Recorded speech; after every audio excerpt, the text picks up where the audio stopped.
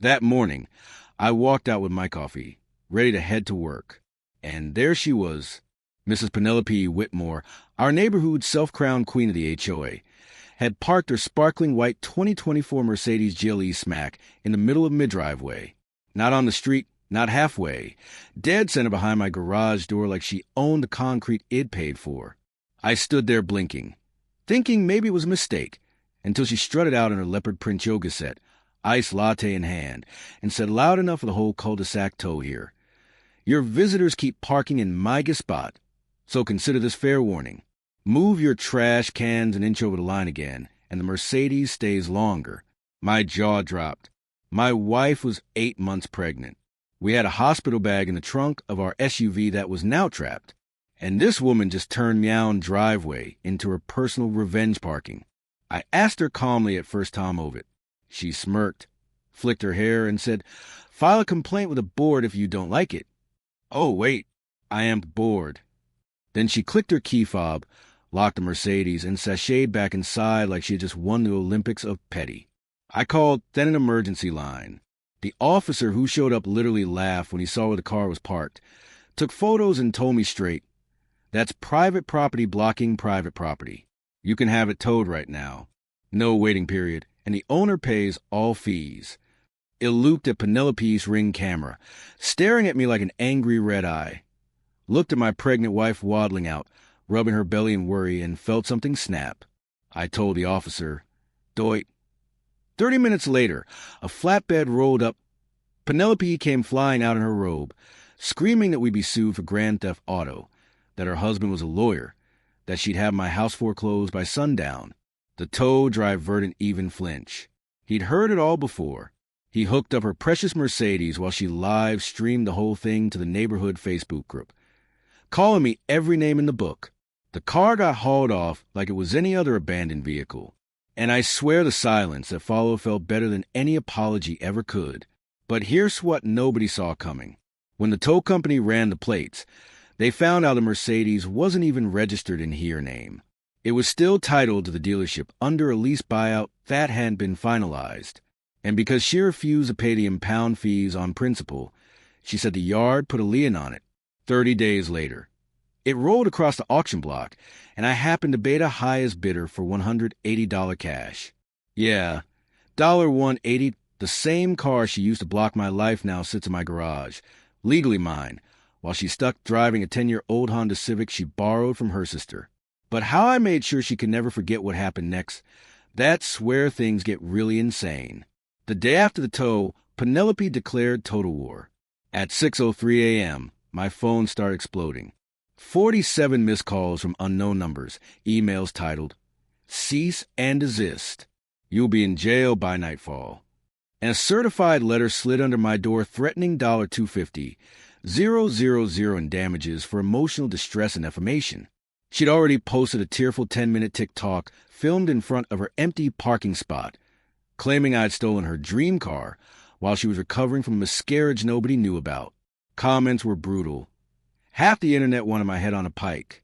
By noon, she'd rallied 3 other HOA board members, her wine club friends, into an emergency meeting.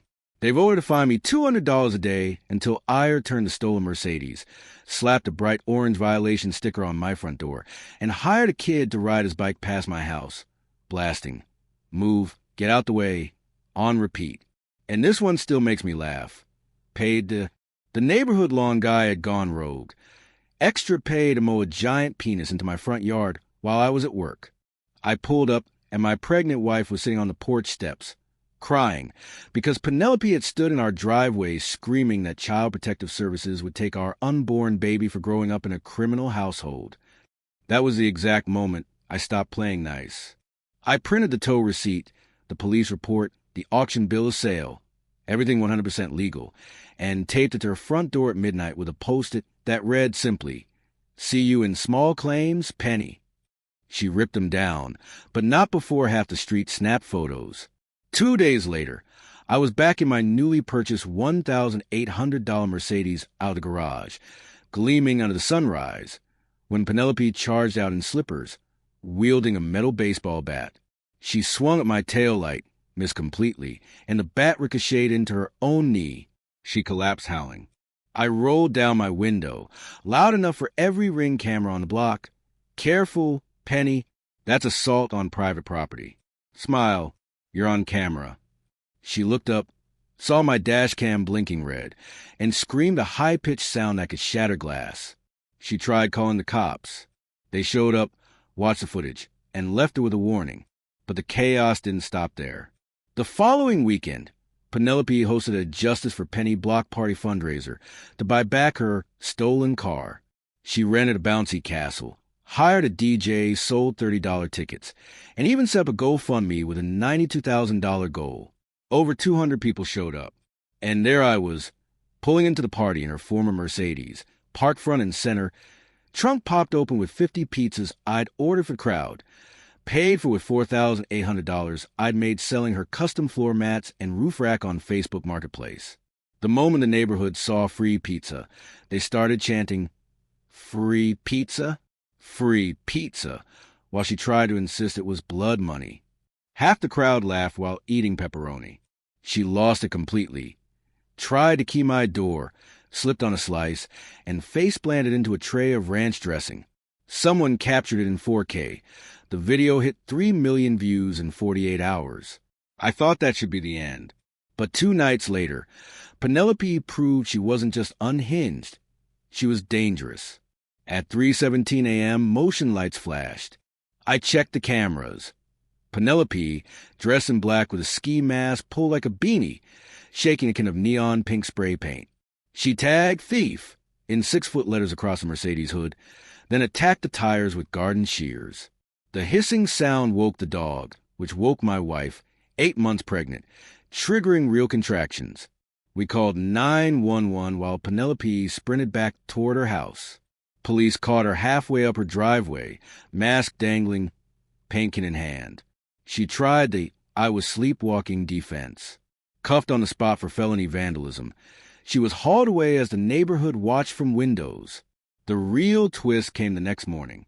Penelope's husband, Richard, showed up holding a manila folder and Starbucks cup. Turns out he'd left her 18 months earlier, moved to Scottsdale with his secretary, and stopped paying the Mercedes lease that same week. The car had never been hers. It was still in his name. When the tow yard auctioned it, I bought it legally.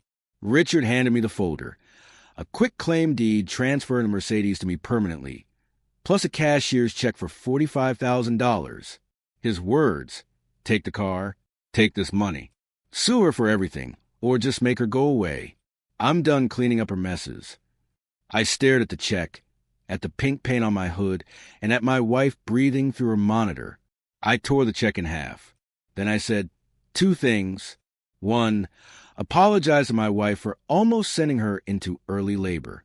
2, sign the HOA resignation letter I typed up for Penelope, effective today.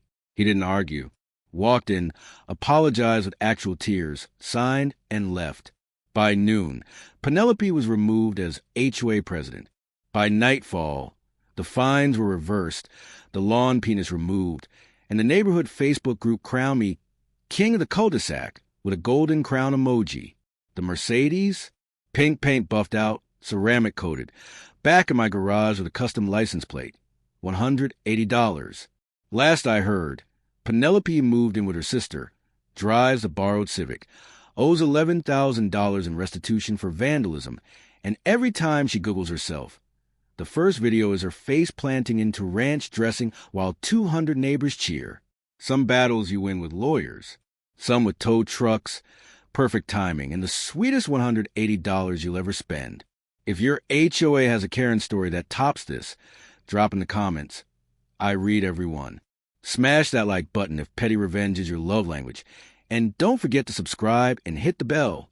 I'll see you in the next story where justice gets even sweeter.